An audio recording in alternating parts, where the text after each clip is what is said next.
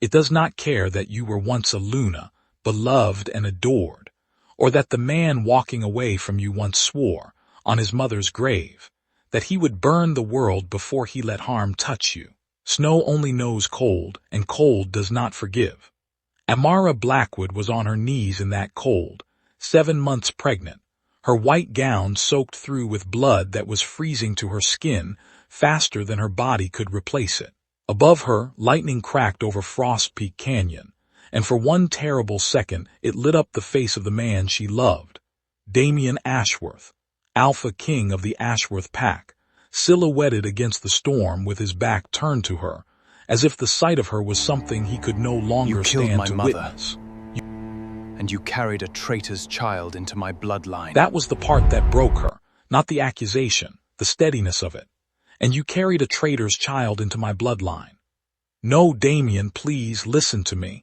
Amara's scream tore through the wind and went nowhere because the wind was louder than grief, louder than love, louder than a woman's begging.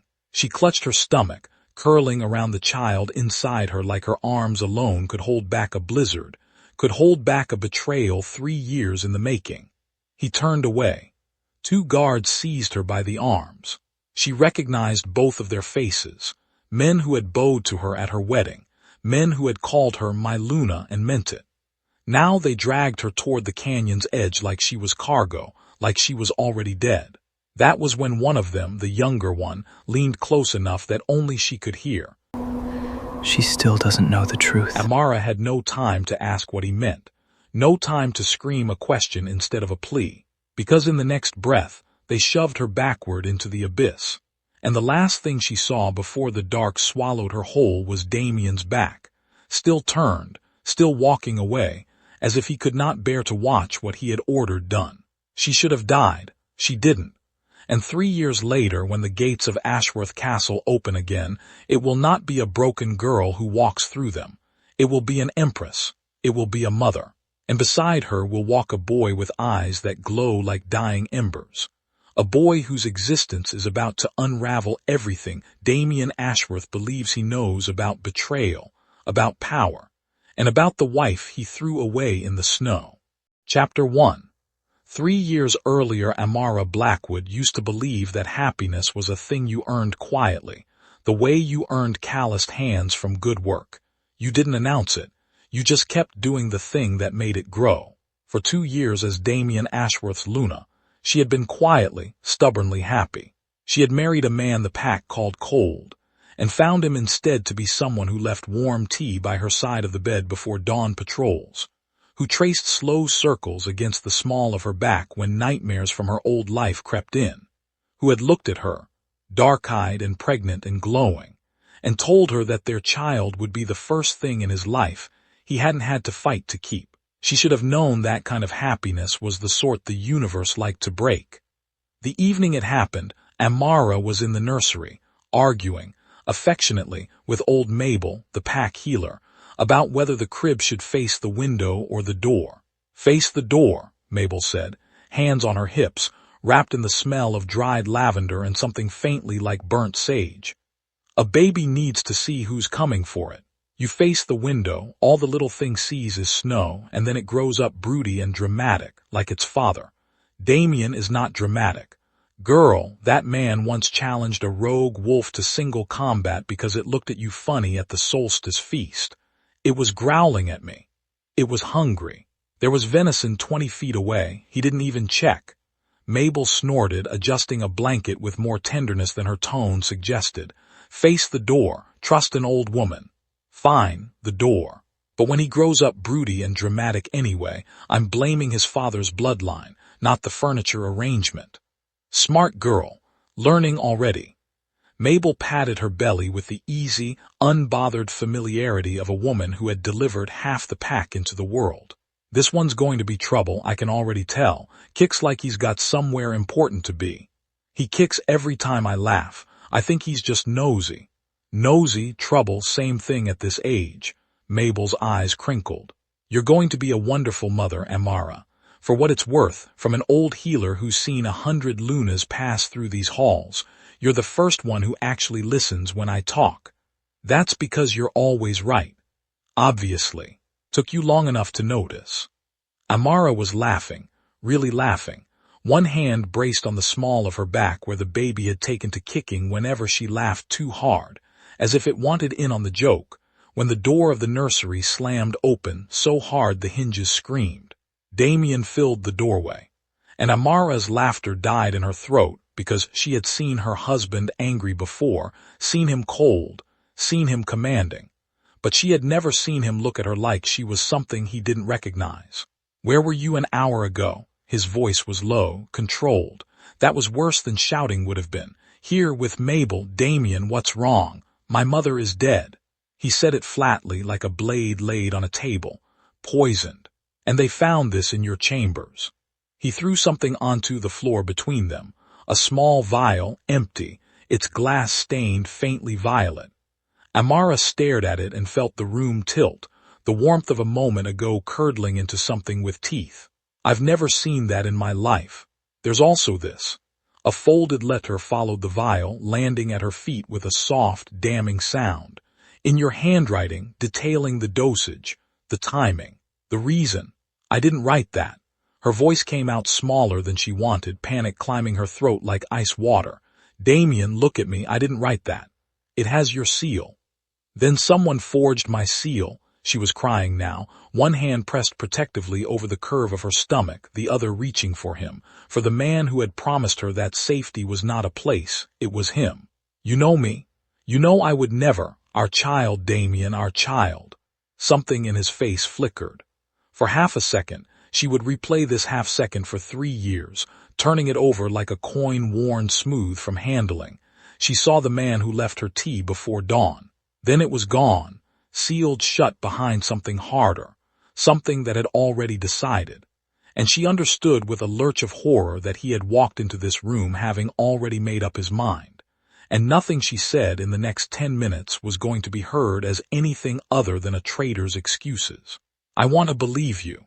His voice cracked just once on the word believe. "God's help me, Amara, I want to." "Then believe me. I can't ignore evidence because I love you." He said the word love like it was a wound he hadn't noticed yet. "That's exactly how kings get their kingdoms burned down around them." "Take her to the hall," Damien said to the guards behind him, and he did not look at her again. "The pack will decide." Mabel stepped bodily between Amara and the guards, small and fierce and entirely unafraid of a room full of armed men twice her size. "Have you lost your mind, boy? I have known this girl for 2 years, and I have known you since you were in diapers, and I am telling you right now, you are about to make a mistake you will spend the rest of your miserable life regretting. Step aside." "Mabel, I will not." "Step aside," Damien said again, quieter, and something in his voice made even Mabel flinch, because it wasn't a king's command. It was the sound of a man clinging to the only certainty he had left, terrified that if he stopped being certain for even a second, the whole room would fall apart around him. The guards half-carried, half-marched Amara down through the castle's frozen corridors toward the great hall, torchlight strobing across old tapestries of Ashworth's history, past portraits of alphas who had never once, in 300 years of rule, exiled a Luna carrying an heir. Amara noted that fact with a strange, detached clarity even as her whole body shook, as if some small, stubborn part of her mind was already cataloging evidence for a fight she didn't yet know she'd have to wage.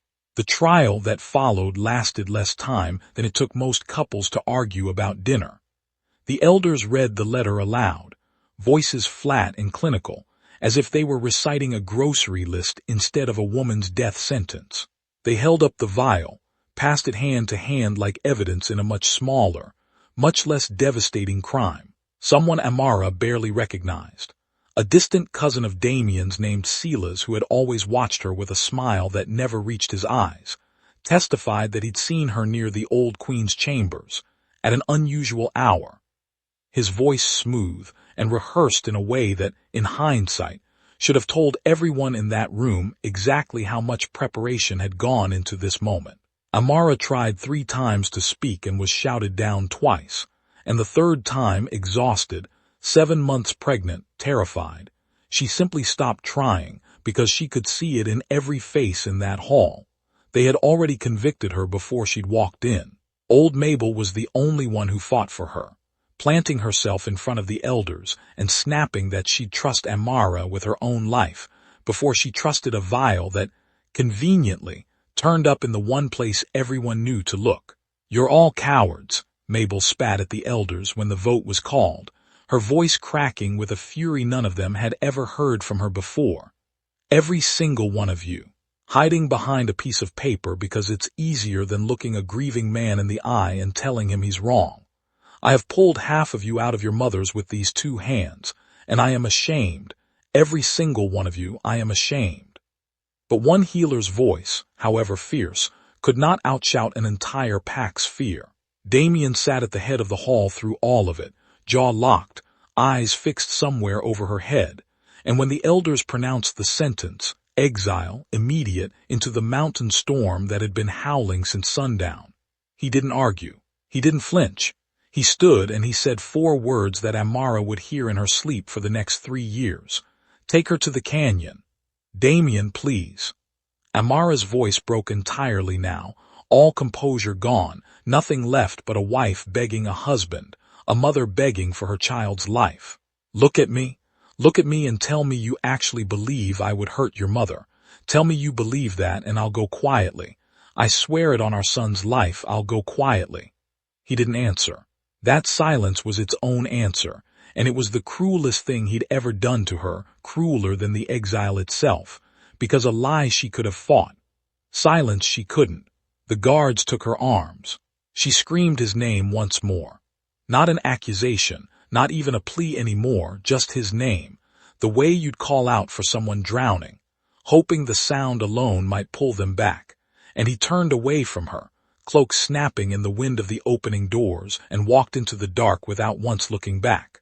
Behind her, dragged toward the storm, toward the edge of everything she knew, Amara heard one of the younger guards lean close, his voice barely audible under the wind. "She still doesn't know the truth." She twisted in his grip, desperate. "What truth? Tell me. Please, whatever it is, tell me." But the storm swallowed her question whole, and the guards shoved her forward, out into the driving snow, toward a canyon edge she couldn't see through the whiteout dark. And the last warm thing Amara Blackwood felt before the cold took her entirely was her son, turning inside her, as if even he sensed that the ground was about to disappear. She would spend 3 years trying to find out what that guard had meant. Chapter 2. Falling should have felt like an ending. Instead, it felt like the world simply changed its mind about what kind of story it was telling. Amara woke to warmth, an absurd, disorienting warmth, the kind that didn't belong anywhere near a canyon full of ice. And the first thing she registered was that she was alive, and the second thing was that her stomach, blessedly, impossibly, still curved beneath the unfamiliar blankets someone had wrapped her in. The third thing she registered was pain, sharp and everywhere, but pain meant nerves, and nerves meant a body that hadn't finished with her yet. "You're awake." The voice belonged to a woman standing at the foot of the bed, arms crossed, silver hair braided back severely, radiating the specific unimpressed energy of someone who had better things to do than watch a stranger breathe. "Good, means I don't have to explain to his Ember Majesty why the woman he personally dove off a cliff for died of boredom in his guest bed. He dove." Amara's voice cracked from disuse. "Off a cliff. Technically he flew. He's a fire-forged alpha, dramatics come standard." The woman, Odalys, Amara would learn, chief steward of the Ember Palace and the only person in the building who spoke to the Emperor like he owed her money, poured water into a cup with brisk, unbothered efficiency, caught you about 40 feet down, which frankly ruined a very good coat. He complained about the coat for 2 days, didn't mention almost dying, mind you, just the coat. "Why would he save me?" Amara pushed herself upright, wincing. "He's Damien's enemy, I'm Damien's wife." "We're his wife," Odalys corrected, not unkindly. "Word from the north says you're dead, traitor thrown from Frostpeak gone. As far as the world's concerned, you're a ghost, sweetheart, and ghosts don't have husbands." She studied Amara for a moment, something shifting behind her sharp eyes. "As for why he saved you, you'll have to ask him.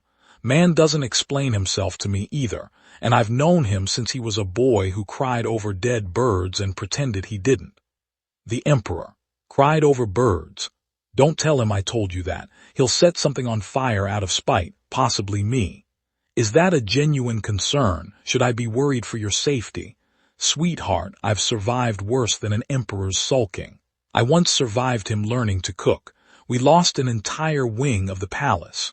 Odalys handed her the water with the air of someone bestowing a great honor. Drink. You've been unconscious for 2 days and you're eating for 2, unless that belly is decorative, in which case we have bigger problems. Despite everything, despite the grief sitting in her chest like a stone, despite not knowing if she'd survive the birth, despite the gaping, howling uncertainty of everything, Amara found herself laughing, wet and surprised, for the first time in what felt like 100 years. Kael Voss visited that evening. Amara had expected. She wasn't sure what she'd expected. The stories painted him as a monster, Emperor of the Ember Throne, a man prophecy claimed was born of a bloodline that shouldn't exist, powerful enough that Damien had built half his reign around containing him. What walked into her room instead was a tall, dark-eyed man who moved like he was perpetually braced for a fight and looked, when he saw her sitting upright, briefly and completely relieved before he schooled his face back into something unreadable. You're healing well. His voice was low, controlled, not unlike Damien's, she thought, and hated herself a little for the comparison. You saved my life, and you haven't asked me a single question about why I was thrown off a mountain. I don't need to ask. Something dark moved behind his eyes. I already know Damien Ashworth doesn't throw away things unless someone convinces him they're worthless. I intend to find out who did the convincing. Why do you care? Kael was quiet for a moment, and when he spoke again his voice had gone rougher, more honest than she suspected he meant it to be. Because I've spent 10 years being told I'm the monster in his story, he said finally. Every border skirmish, every failed treaty, every excuse he needed to raise taxes for his army, I was the reason. The Ember Emperor coming to burn your villages in the night. I got used to it, but I watched him throw an innocent, pregnant woman off a cliff into a killing storm without so much as a second look back, and I find I am no longer interested in which one of us the stories called a monster. I'd like both of us to sit with that a while before either of us decides. You didn't answer why you saved me. I was hunting on the ridge. I saw the storm. I saw you fall. His jaw tightened. I would have caught anyone falling from that height, Amara Blackwood. That I recognized your face on the way down only meant I flew faster. He left before she could decide whether that answer had made things better or infinitely more complicated. The weeks that followed settled into something Amara hadn't expected to find in an enemy's palace. A rhythm. Odalys fussed over her with a gruffness that barely concealed real affection, sneaking in extra bread when the healers weren't looking and complaining loudly about it the entire time. Kael visited most evenings, always brief, always careful, asking after her health in a voice that seemed determined not to ask after anything else. Amara found herself, against every instinct honed by 2 years married to a king who'd ultimately doubted her, slowly trusting a man the entire world had told her to fear. You flinch less now, Odalys observed one afternoon, helping Amara braid her hair back from her face, a task Amara's still healing hands couldn't quite manage on their own. When he comes into a room, first week you went stiff as a board every time his shadow crossed the doorway. Now you barely look up. Should I be concerned that you're tracking my flinching? I track everything. It's my job. Also, I'm nosy, but mostly it's my job. Odalys tied off the braid with brisk efficiency. For what it's worth, and I don't say this lightly, because I've watched a lot of people pass through this palace with a lot of complicated feelings about the Emperor. He's different around you. Quieter, careful in a way he isn't with anyone else, including me, and I raised the man half his childhood. Careful how? Like you're something rare he's terrified of breaking. Odalys shrugged, feigning nonchalance in a way that fooled absolutely no one. Don't tell him I said that. He'll deny it badly and then avoid me for a week out of pure embarrassment. Your threats to tell him things are becoming a pattern. It's how I maintain power in this household. Fear of exposure. Works beautifully. Odile studied her for a moment, something softer breaking through the dry humor. You've been through something unspeakable, Amara. Nobody here expects you to be grateful or graceful or anything other than exactly as furious and frightened as you have every right to be. But for what it's worth, this palace is glad you fell into it. Amara found unexpectedly that her eyes were burning. Thank you, she managed, for all of it, the bread smuggling included. Especially the bread smuggling. That's the good stuff. Odile patted her shoulder, gruff again, embarrassment already creeping back in at having said something genuinely kind out loud. Now, let's get you steady enough to stop scaring the healers with how fast your heart rate spikes every time a door creaks. Can't have my future Empress jumping out of her skin at every draft. Future Empress, you're very confident in a title nobody's offered me. I told you, I notice things. Odile's eyes glinted, sharp and knowing. Give it time, sweetheart. I noticed that too. You're staring, Odile said one afternoon, catching Amara watching Kael cross the courtyard below her window, sparring with a training captain twice his size and making it look almost gentle. He's insufferable once he notices someone staring, gets this smug little tilt to his mouth, ruins him for weeks. I wasn't staring. You were absolutely staring. I've seen that particular expression on every unfortunate soul who spent more than a month in this palace. It's called the Kael Voss face. There's no cure. We've tried. The birth came 6 weeks later, in the dead of a fire-lit winter night, with Odile's barking orders at 3 healers and swearing creatively enough that Amara, mid-contraction, still managed to laugh before she screamed. If you die on me, Odile informed her, gripping her hand hard enough to bruise, I will resurrect you myself just to yell at you. Do you understand me? Keep pushing. When it was over, when the exhausted, furious wail of her son finally filled the room, Amara looked down into a small, scrunched, impossibly perfect face and stopped breathing entirely.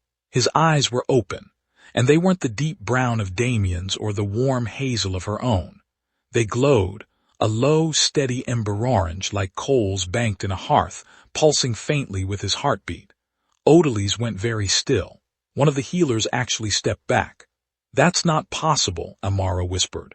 That's not. Damien doesn't carry that bloodline. No one in his line, Kael said from the doorway. She hadn't heard him enter, his voice gone strange and tight, but it runs through mine.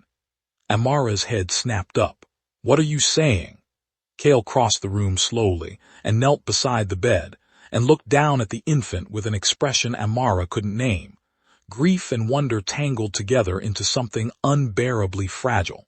I'm saying, Amara, he said quietly, that whoever forged that letter, whoever framed you for murder and convinced your husband to throw you into a storm, they didn't just want you gone. They wanted this child never born under Ashworth's roof. Because the moment anyone sees those eyes, they'll know exactly what he is. He reached out, let one fingertip brush the baby's small fist, and something in his controlled, careful voice cracked open. They'll know he's not just an Ashworth heir. He's an Ember heir too, which means someone in that pack has known about this bloodline connection for a very long time, and buried it under a murder charge rather than let the truth come out. Amara stared down at her son's glowing eyes, at the impossible, beautiful, dangerous truth of him, and felt the last of her grief harden into something colder and far more useful. Then we're going to find out who, she said, and I want to be there when they realize I'm not dead. Kael looked up at her, and for the first time since she'd woken in his palace, he smiled, slow, sharp, and entirely without mercy. Empress, he said, testing the word like a blade he intended to use. I think that can be arranged. Chapter 3. 3 years is long enough to build an entire life out of the wreckage of another one. Amara knew this now the way she knew the weight of a crown, not as an idea, but as something she carried in her spine every single day. Empress Amara Voss did not resemble the barefoot, bleeding Luna who had knelt in frost-peaked snow. She stood straighter now. She spoke in a voice that filled rooms instead of one that apologized for taking up space in them. She had learned to read a treaty for the lie hidden in its margins, learned to command a war council, learned, slowly, painstakingly, with Kael's patient, wry guidance, that being believed wasn't a gift someone else granted you. It was a thing you built, brick by brick, until no one could argue with the foundation. She had also learned that raising a 3-year-old with glowing eyes and absolutely zero sense of self-preservation was, without exaggeration, the single hardest thing she had ever done, including surviving a cliff. Some mornings, watching Ronan attempt to negotiate treaty terms with the palace cats for territory rights over the kitchen hearth, Amara found herself laughing so hard she had to sit down.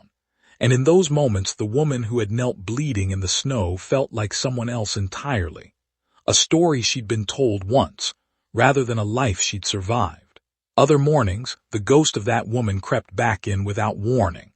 A particular quality of winter light through a window, the smell of snow on the wind, and suddenly her chest would tighten and her hands would go cold, and she would have to remind herself deliberately that she was safe, that the storm was 3 years and a kingdom away. Ronan.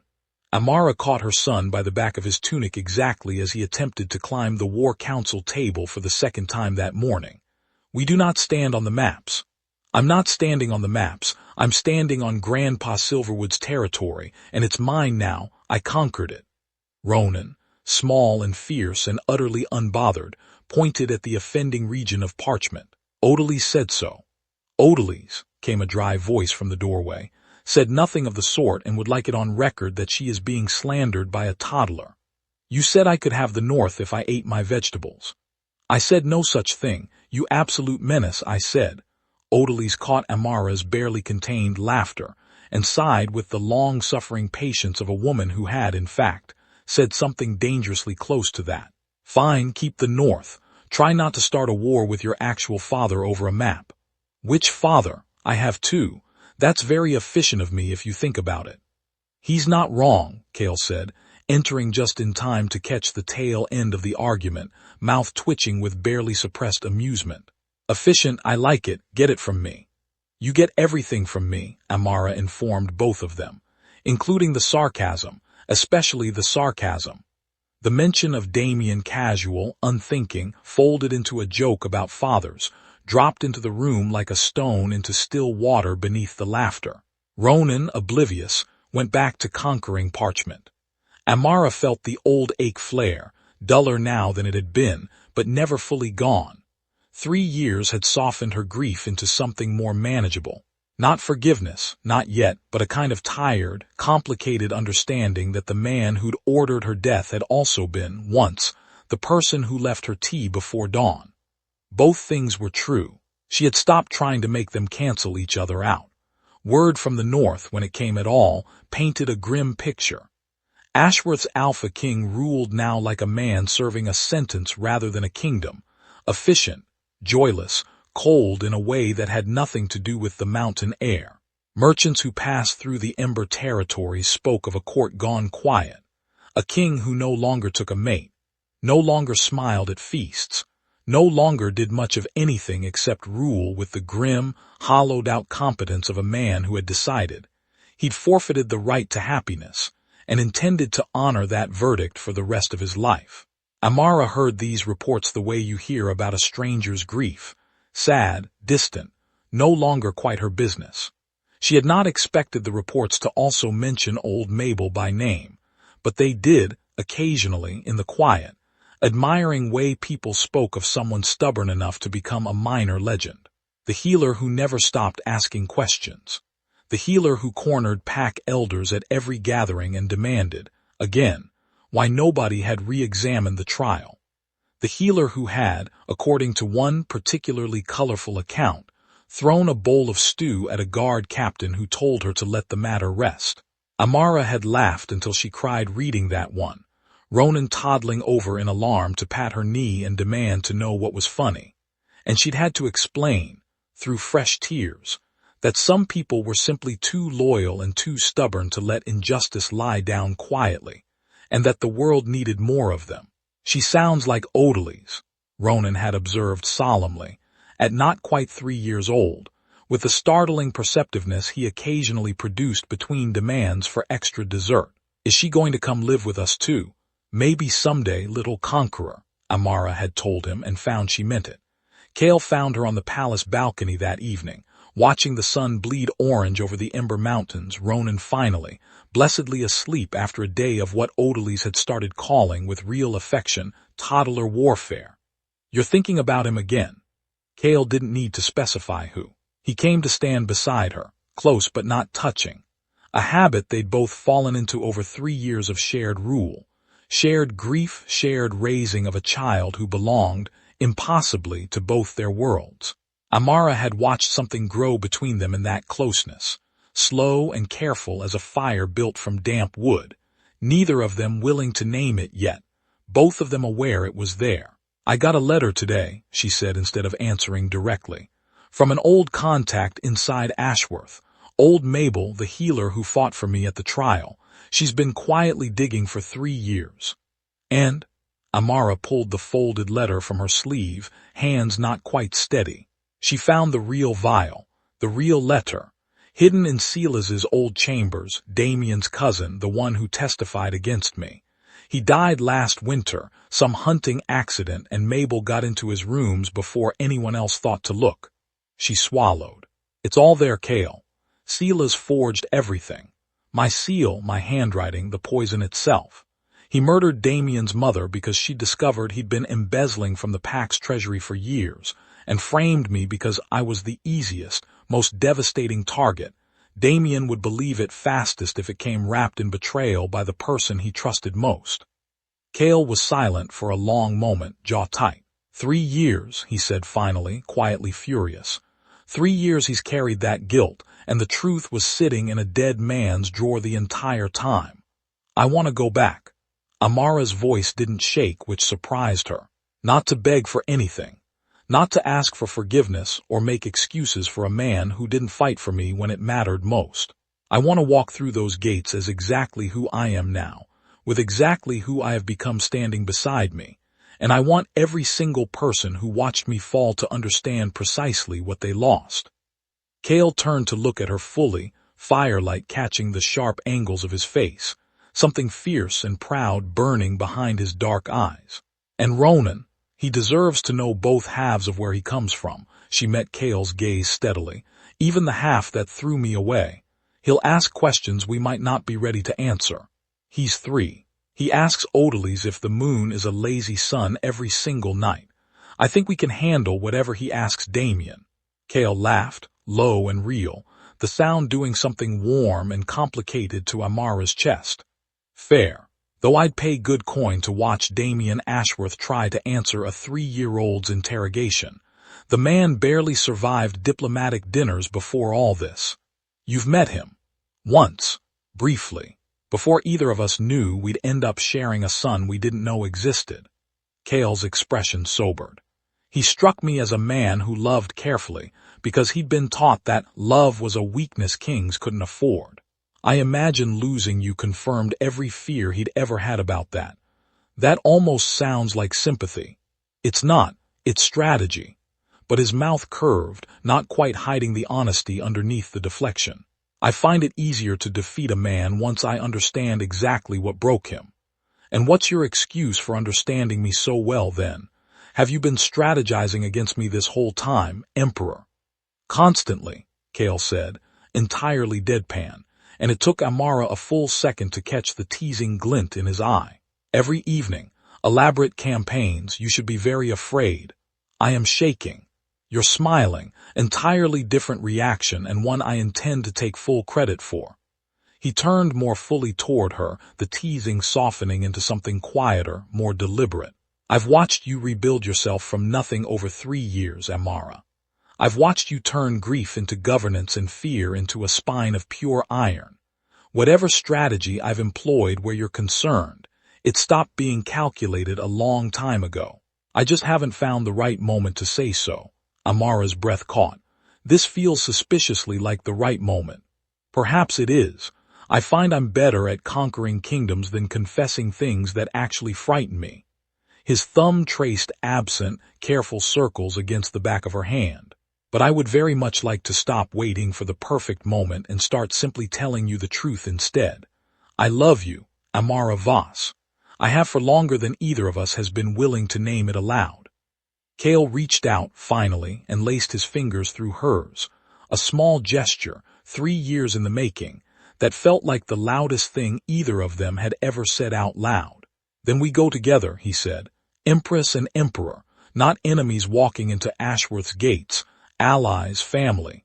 His mouth curved, sharp and dangerous and entirely fond.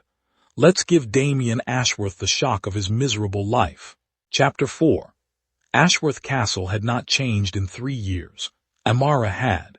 She rode through the gates at dawn, flanked by Ember cavalry in obsidian armor, Kael beside her on a horse the color of banked coals, and Ronan, insistent, immovable, utterly his mother's son, perched in front of her on the saddle, Ember eyes wide and curious as he took in the towers he'd never seen before.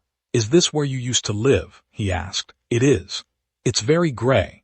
Ronan considered this with the devastating honesty only a 3-year-old could deliver. Our palace has more fire in it. This one looks sad. The whole kingdom looks sad, little conqueror, Odalise murmured from her own horse, not quietly enough. Let's go fix that. Are we fixing it with fire? We are absolutely not fixing it with fire, Amara said. At the exact same moment Kael said, depends how the next hour goes.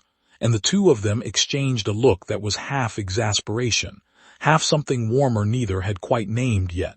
I heard that, Odalise called from behind them, not sounding remotely apologetic. For the record, little conqueror, if your mother says no fire, it's no fire. I only encourage the fire when she's not listening. Odalise. What? I'm consistent. It's a virtue. Word of their arrival had clearly outpaced them. Guards lined the courtyard. Pack members spilled from doorways. Whispers rippling through the crowd faster than any messenger could have carried them. Amara caught fragments as they passed. She's alive. That's the traitor. No, look at her. Look at who's riding beside her. That's the Ember Emperor, gods above. What does this mean? And at the center of it all stood Damien Ashworth, and Amara felt her breath catch despite every hour of preparation. Every version of this moment she'd rehearsed in her head for 3 years. Near the back of the crowd, Amara spotted a familiar wiry figure shoving through the press of bodies with the singular determination of a woman twice her age and half her patience. And her heart clenched at the sight of old Mabel, alive and fierce, and clearly furious that she wasn't standing closer to the front of this historic moment. Move, Mabel snapped at a guard twice her size, who wisely complied. I fought for that girl before any of you had the spine to. I will be seen fighting for her again. He looked older, not in years, in weight. Whatever had lived behind his eyes when he'd left her tea before dawn had been replaced by something gray and hollowed out. A man going through the motions of ruling a kingdom he no longer seemed to believe he deserved. When his eyes found her, actually found her, alive, upright, radiant with a crown of her own, he went white as the snow that had once swallowed her. And for a moment Amara thought the Alpha King of Ashworth might actually fall to his knees in the courtyard dirt. The courtyard held its breath. Even the horses seemed to sense it, shifting uneasily in the sudden, ringing silence. And Amara found herself grateful for the weight of Ronan against her side, an anchor to the present moment when every instinct in her body wanted to relive the last time she'd stood this close to Damien Ashworth and watched him choose duty over her. Amara. Her name came out of him broken, disbelieving. They told me, I watched them. You watched them throw me into a storm, she finished for him, voice steady, carrying across the silent courtyard. You watched and you turned your back before I even hit the first ledge. I remember that part very clearly, Damien. I've had 3 years to remember it. I thought you were dead. His voice cracked. Every day for 3 years, I thought. You thought I was dead, and you let the pack believe I was a traitor who deserved it. Amara dismounted, Ronan's small hand finding hers, and she felt Damien's gaze drop to the child beside her, watched the exact moment recognition and confusion and horror collided behind his eyes as Ronan looked up, ember bright and utterly unbothered by the tension crackling through the courtyard. Are you my dad? Ronan asked, with the blunt, unhelpful directness of a child who had absolutely no concept of the emotional carnage he was about to unleash. "Mama said you're tall and sad. You are very tall. You look extremely sad."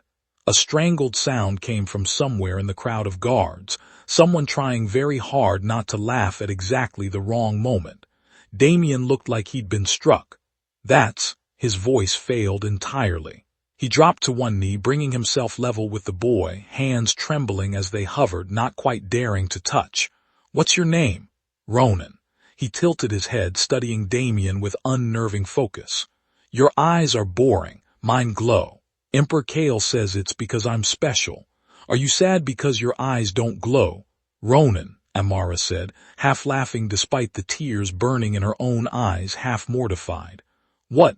I'm being nice. I didn't say his face was boring too, even though it kind of is. Ronan Voss." "Fine."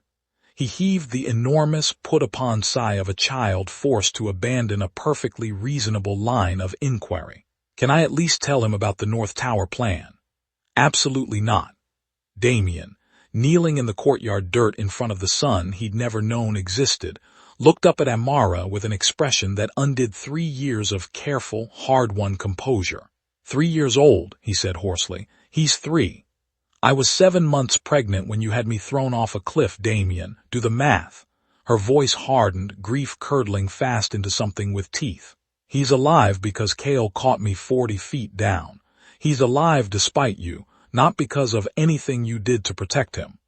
Damien flinched like she'd struck him. Rising slowly, he looked past her to Kael, the man he'd spent a decade hunting, now standing in his own courtyard with an army at his back, and Amara's trust plainly, unmistakably at his side. Something like understanding, bitter and complete, moved across his face. "Voss," Damien said. The name came out somewhere between a curse and a confession. 10 years I hunted you across 3 borders. And you were the one who, he couldn't finish it. He didn't need to. I was the one who caught your wife when your own guards threw her off a mountain," Kael said, voice mild in a way that was somehow more menacing than shouting would have been. "I've spent 10 years being told I was your kingdom's monster, Ashworth. Turns out I was just the only one paying attention. Funny, the things a decade of propaganda conveniently leaves out." "I never," Damien started, then stopped, visibly reconsidering whatever defense he'd been about to offer. "There's nothing I can say to that which doesn't sound like an excuse." "Correct." Kael's tone remained perfectly even, which somehow made it worse. "I'd suggest you stop trying to find one and start listening instead. It's a novel approach for you, I understand, but I hear it works wonders." Somewhere in the crowd, a guard made a strangled sound that might have been a cough and might have been a poorly stifled laugh, quickly silenced by an elbow from his neighbor. "I deserve everything you're about to say to me," Damien said quietly, dragging his eyes back to Amara. "But I need you to know, the letter, the vial, I never wanted to believe it. I looked for another explanation for 3 days before the trial. I didn't find one. Because the explanation was standing 3 feet away from you the whole time," Amara said, "wearing your family's crest and calling you cousin." Damien went very still. "Sela's." "Sela's," Amara confirmed, and pulled Mabel's letter from beneath her cloak, holding it out like a blade. "He murdered your mother to cover up years of stolen treasury funds. He forged my seal, my handwriting, planted the poison himself. He framed me because I was the fastest, cleanest way to destroy you both, your trust and your bloodline, in a single trial. And you let him, because you trusted him more than you trusted the woman carrying your child." Damien's hands shook as he took the letter, scanning it once, twice, the color draining further from his already pale face with every line. "This was in his chambers this whole time. Mabel found it. She's been looking for 3 years, Damien. While you were busy being sad and gray and dramatic." Amara's voice caught, equal parts fury and something that had once been love and hadn't quite finished dying. "An old woman who believed me was doing the work you should have done the moment you had a single doubt. I had doubts every single day." His voice broke fully now, all the careful control of the Alpha King, collapsing into something raw and unguarded, in front of his entire assembled pack. Every day, Amara. I told myself the evidence was clear because the alternative was admitting I'd killed the mother of my child on the word of a man I'd known my whole life. It was easier to believe I'd been right than to face what it meant if I'd been wrong. Easier for you. Amara's voice was quiet, devastating in its steadiness. I fell off a mountain, Damien. There was no easy version of that for me. He had no answer for that. He didn't try to find one. Silence fell over the courtyard, total and suffocating, broken only by Ronan's small, unbothered voice. "Is this the part where everybody yells?" he asked Odalise, tugging her sleeve with great interest. "Mama said there might be yelling." "Give it a minute, little conqueror," Odalise murmured, watching Damien's face crumple under the weight of 3 years of misplaced guilt finally landing on the right target. "I think we're just getting started." Chapter 5. The pack hall of Ashworth had once held Amara's trial. It now held her vindication, and the difference in the air was so stark she could almost taste it. Every seat that had been filled with judgment 3 years ago was filled now with something closer to shame. Elders who wouldn't meet Amara's eyes. Guards shifting uncomfortably at the memory of dragging her toward that canyon. A whole room full of people who had once decided her guilt in less time than it took to finish a meal, now forced to sit with exactly what that decision had cost. Damien stood before the same elders who had condemned her 3 years earlier, Mabel's letter in his hands. His voice raw as he read every damning line of Silas's confession by forgery, aloud to a hall gone utterly silent with horror. Old Mabel stood at the front, arms crossed, radiating the specific vindicated fury of a woman who had spent 3 years being quietly right about everything. "I told you," Mabel said to no one and everyone when Damien finished. "I told all of you that vial turned up too clean, too convenient, and not one of you listened to an old healer over a scared, grieving alpha's certainty." She sniffed, though her eyes were suspiciously bright. "Men never learn. Not one of you thought to ask why a treasury clerk with expensive taste in boots was so eager to testify." "His boots?" one of the elders asked, baffled. "I notice things," Mabel said darkly. "Nobody ever asks the healer what she notices. Story of my life." Even Damien, hollowed out and grieving as he was, managed something that was almost a laugh short, startled, quickly swallowed. "Silas is dead," Damien said, voice hoarse, sobering fast. "He can't answer for this before the pack, but I can and I will. I sentenced an innocent woman, my wife, the mother of my son, to death on the word of a liar and my own failure to look past my grief. I own that, every day of it." He turned to Amara, and the entire hall watched the Alpha King of Ashworth do something none of them had ever seen him do: bow fully before another person. "I revoke the sentence of exile against Amara Blackwood, effective from the moment it was wrongly given. And I name Ronan," his voice caught on the boy's name, equal parts wonder and grief for the years he'd missed, heir to the Ashworth bloodline, alongside whatever title the Ember throne sees fit to grant him. Mabel, watching from the front row, dabbed fiercely at her eyes with her sleeve and pretended she wasn't crying, glaring at anyone who dared look at her too closely. "Don't you all stare at me," she muttered. "I'm allowed to be moved. I've earned it. 3 years of being right is exhausting business." "Coer," Kael said evenly, stepping forward. "The boy carries both our bloodlines.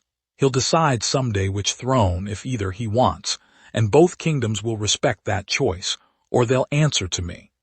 The warning in his voice was quiet and absolute, and several of the elders visibly paled. Ronan, entirely unaware of the historical weight of the moment, tugged on Damien's sleeve. "Does this mean I get both palaces? Odalise says the North Tower here is very climbable." "You are never climbing anything in this castle," Amara and Damien said in unison, and then both froze, startled by the accidental harmony of it, and something passed between them. Not forgiveness, not yet, but the first honest, unguarded look they'd shared in 3 years. Grief still there, guilt still raw, but underneath it something that had survived a blizzard, a betrayal, and 3 years of silence. The ghost of who they used to be to each other, aching but not entirely gone. See, Ronan informed Odalie smugly. I told you they'd agree on something eventually. He's been running a wager on that for a week, Odalie stage whispered to Mabel, who looked delighted beyond measure. I owed him a honey cake this morning. I'm 3, not stupid, Ronan said, with tremendous dignity, and the tension in the hall broke for just long enough that several guards actually laughed out loud, the sound strange and unfamiliar in a room that had held so much grief for so long.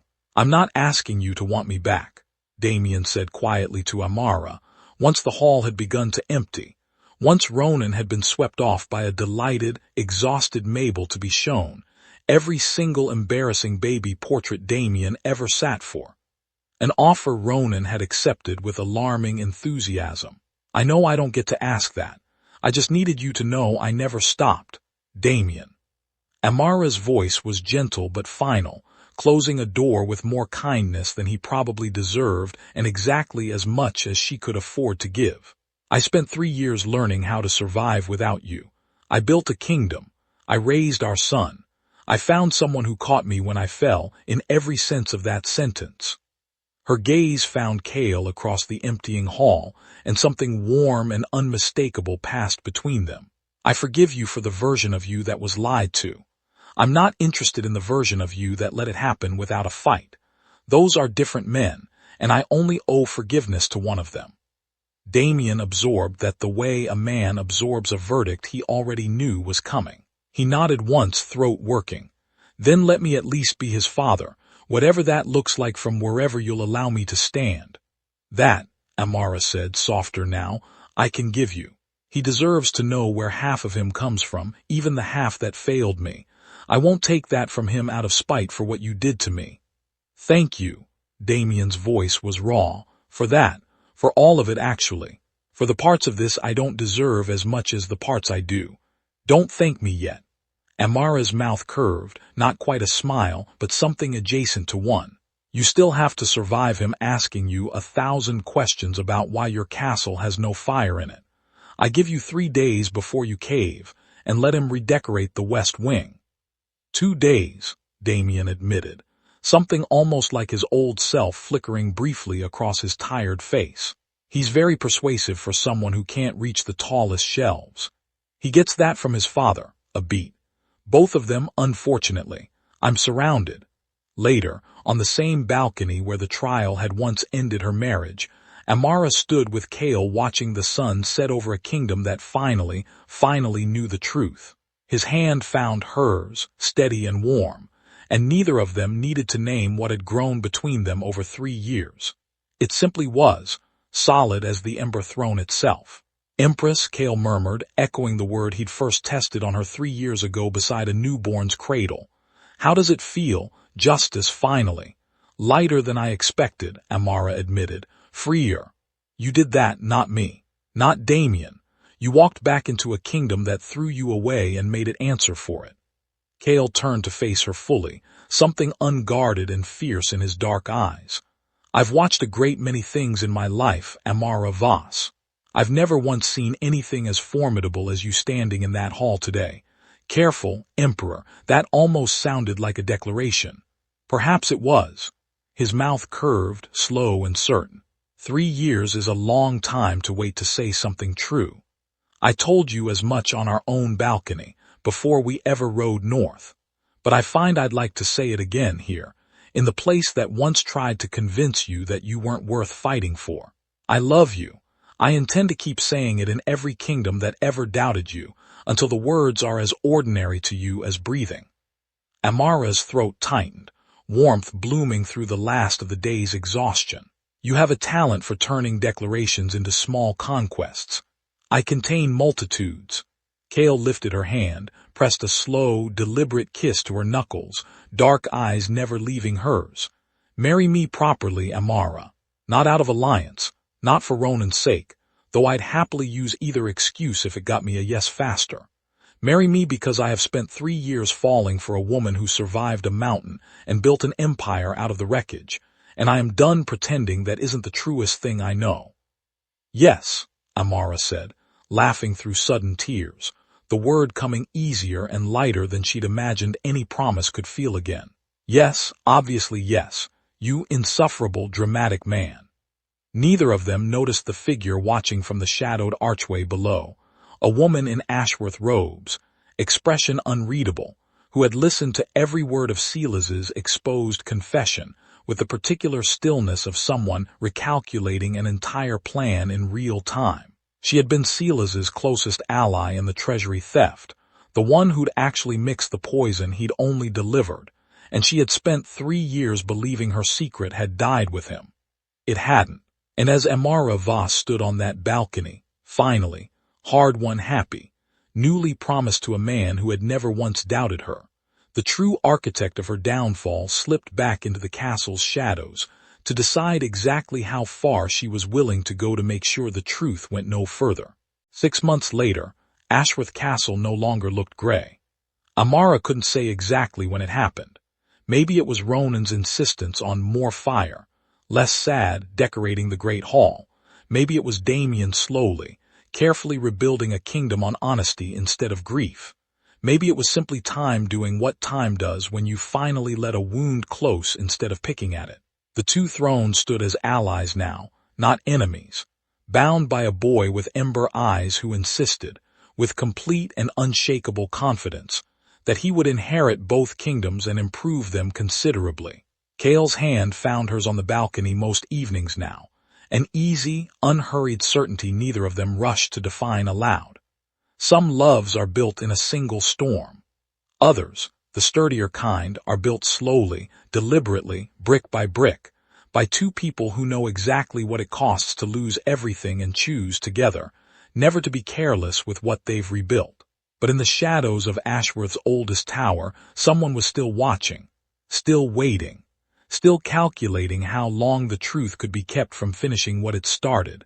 Some storms, it turns out, are never really over.